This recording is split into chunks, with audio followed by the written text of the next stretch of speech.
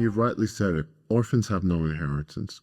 I've studied this, and actually, when the Bible talks about spiritually mature, I said to God one day, we grow up in the natural. How do I know when I've grown up in the spiritual? The Lord began to show me there are 5 stages of maturity. Maybe I'll share it later in the meetings. Sure. But if I could share it quickly.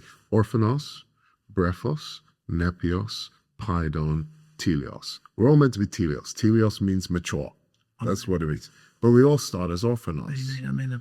The problem is because we haven't been discipled out of orphanos, we tend to start ministry as orphans. Yeah. Because it takes discipleship to leave orphanos. To embrace the spirit of adoption means the Holy Spirit has to come live inside of you personal, be the witness inside of you, and then you're no longer orphans, you're now adopted. What are you adopted into? Brephos. Brephos means you're born again, you're a brand newborn baby, but we're not taught as babies what to desire, the milk.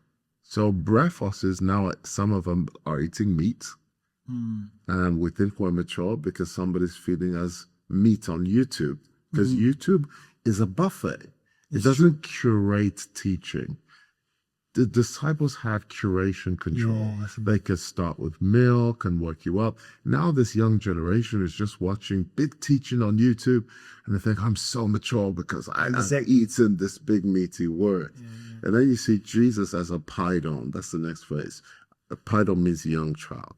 Paul says, as a paidon, he left his mom and dad. Even Jesus did. You have to realize that a paidon, for 3 days, he started ministry. Wow. As a paidon. Wow. He's preaching. That's good. And everyone's like, wow, they're amazed because you can be gifted as a paidon, but not governed.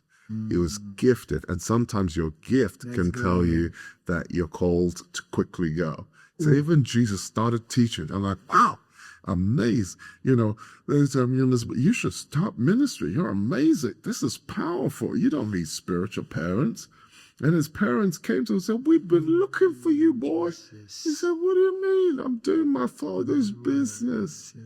And that's when the Bible says, from that moment on, he became submitted to them. So there comes a point. He decided to submit. Fathers choose sons, but there comes a point where sons must also choose their fathers. Brother. And most people fail the test at paidon because God gives gifts to paidons. And their call is aborted. Exactly. Their call is aborted. It's aborted. Still gifted, just not governed, not sent, no government on your life. And Moses was gifted. Moses didn't want to live with his own people. I believe as a spiritual paidon, he just went and said, I'm going to start ministry today. He went and killed somebody, buried him in the sand. And somebody says, well, God led him in a wilderness 40 years because he was purifying him from the murder. God killed way more Egyptians than the one he killed. That's not it. The difference was this time he was sent. Wow. Bravo. Most people went, but they weren't sent. Some are sent, and many just went. Yes, we have wenters and sent. Those who just went because they assumed because they were gifted that the gift was a sign that they're How powerful this is. And that's the danger of the gift. Powerful. Because God said, hey, Jeremiah, before I formed you, I ordained you. So you're gifted, but just because you're gifted doesn't mean you're governed. And that's the danger of this generation. Talent has become an override. Yeah, exactly. And we were raised in a generation where titles were towels. When God gives you a title, he's giving you a towel. Yeah. This generation, when God gives you a title, he's entitling you. It's like now for a platform. No, it's a platform. It's not a place to serve, it's a place to rule. And so I believe that as you carry this obsession of order, which I also carry, by the way, I think it's our duty to curating it, and the danger is we're working in an age where curation is gone. And by curation, I mean baby school, middle school, adult school, university. Paul said, hey, let's go back to elementary school here. In YouTube, you're just in university. Everybody's in university. You skipped primary school. You're just in university. If you had to speak a word of admonition, encouragement, direction, and maybe because I'm sure people who are going to be watching this, and they're watching it right now, and the Holy Spirit is speaking to many hearts right now and dealing with many attitudes and hearts and thought patterns. And the Holy Spirit is, I believe right now, the Holy Spirit will fall upon everyone who is watching and hearing. May God give you at least one ear to hear what the Spirit of God is saying in this hour, especially if you love the church, if you love Jesus, and you are someone who desires to see unity and revival. What would you tell that man, that woman, if any one of them would be in that stage where they're gifted, but they're not governing because they were just went and were not properly and apostolically sent? Yes. What would you say to them? Because if I would be there, it's like, wow, man, he's talking about me right now. It's like, what's next? What should I do then? I mean, what do I do? Humble yourself. That's it. That's Humble it. yourself. Wait, that's so Return difficult. to your Father's house, and know that there are pure men in this earth. I believe you're one of them. Pure men never say, "I told you so." Pure men say, "Welcome home." Amen. Pure men say, "Welcome home." Like the father with the prodigal son. I release you because I'm not a controller. Amen. And when you're ready to come back, I'll welcome you back with open arms. Amen. What I would challenge is, growing up, I used to watch the Addams Family. Me too. Okay. There's this hand on the Addams Family, Polka thing. You know the Yes.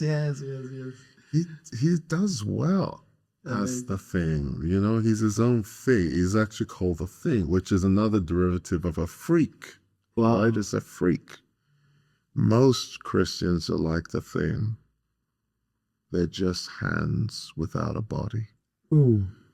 Efficient but not effective. Efficient but not effective. They're moving around, and because God's gifts are without repentance, Amen. they're still going to be gifted. They're still going to gather people. They're still going to do great things. But, Saul prophesied with a demon in him. We see this in 1 Samuel. Wow. Because I've learned this about God. Bothers me a lot. A lot of things bother me about God, but I have to be honest. You have to submit, right? There's certain things that bother me. I have to be honest. But I've had to challenge and ask and repent, because I'm blessed if I'm not offended. Of course. And he's the stone of offense. He's going to offend you, right? One of the things that bothers me is God can be on something he's not in. Ooh, mercy. He can be on Say it. that again. He can be on it and not in it. Ooh. God said, "Hey, Israel, I'll go ahead of you, but I'm not going with you. I'm tired of you. I'll drive out everything ahead of you, but I'm not going to be with you." Wow. That was, he could be on it and not with it, Wow. right? And some people think because he's on it, that he's in it. The Spirit of God left Saul and a demon entered him. Jesus. And yet in the next chapter, he goes to kill Samuel and the Spirit of God comes on him. Wow. The anointing is not a qualifier of character. No, you're right. And it doesn't mark whether you get to heaven. You're right. So God could be on it and not in it. That's why many people are going to come to him and say, "We prophesied." The Message translation says, "Our meetings were the talk of the town." Wow. And Jesus will say, "Be gone from me, you worker of iniquity." I was on it, but I was never with it. Lord have mercy. And so we have a generation that believes that because God is on it, that he's in it. God is on it because of his mercy. Yes, amen.